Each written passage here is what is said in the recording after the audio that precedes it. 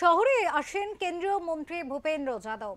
এদিন সকালে বিমানবন্দর থেকে সরাসরি চলে যান তিনি শ্রীরামপুর। সেখানে জেলার বিজেপি নেতৃত্বের সাথে সাংগঠনিক বৈঠক করেন। তারপর হাওড়া গ্রামীণ জেলার বিজেপি অফিসের কর্মীদের সাথে বৈঠক করেন তিনি। সেখান থেকে তিনি নিউ টাউন হোটেলে ফিরে যান। এরপর সাংগঠনিক বৈঠক করেন বিজেপি দপ্তরেও।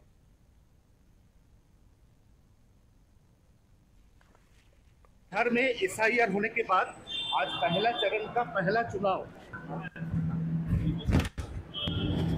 एक लाइन खाली एक लाइन सर एक सिंगल लाइन खाली बोल दो। एक single line second line sir एक लाइन सर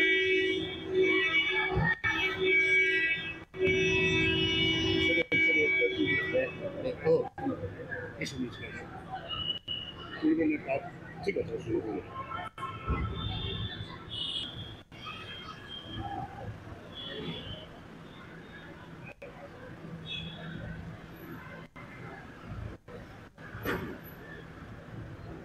দর্শকদের জানিয়ে রাখতে চাইবো, ভূপেন্দ্র যাদব তিনি বাংলায় আসেন এবং এক্ষেত্রে দেখা যায় যে বারবার নির্বাচনের আগে কিন্তু কেন্দ্রীয় নেতৃত্বের আগমন ঘটে বাংলায় এবং সাংগঠনিক ভিত্তিকে শক্ত করতে তাদের এই বাংলায় আসা। এর আগেও কিন্তু নির্বাচনের প্রাক্কালে বঙ্গবাসী দেখেছে, সেক্ষেত্রে একাধিক কেন্দ্রীয় নেতৃত্বের আগমন ঘটে বাংলায় এবং সেক্ষেত্রে বঙ্গীয় রাজনীতিতে, বঙ্গরাজ্যের যে রাজনীতি, সেই রাজনীতিতে নিজেদের দলীয় সংগঠনকে শক্ত করতে বা ভিত্তিপ্রস্তর মজবুত করতে কিন্তু সাংগঠনিক যে বৈঠক, সেই একাধিক বৈঠক তাদের করতে দেখা যায়।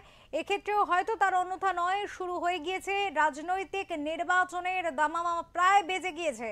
এসআইআর শুরুর মাধ্যমে, এসআইআর প্রক্রিয়াকরণের মধ্য দিয়েই কিন্তু রাজনৈতিক দামামা বেজে গিয়েছে এবং সেক্ষেত্রে নির্বাচনের প্রাক্কালে কেন্দ্রীয় মন্ত্রী ভূপেন্দ্র যাদব তার আগমন বাংলায় এবং একাধিক বৈঠক করেছেন তিনি আজকে সারা দিন ব্যাপী। কোথাও গিয়ে সাংগঠনিক ভিত্তি শক্ত বা শক্তিশালী করতে কিন্তু এই ধরনের বৈঠকের যে প্রয়োজন তা অনুভব করছে বিজেপি কেন্দ্রীয় নেতৃত্ব, এমনটাই মনে করছে রাজনৈতিক তথ্যবিজ্ঞ মহল।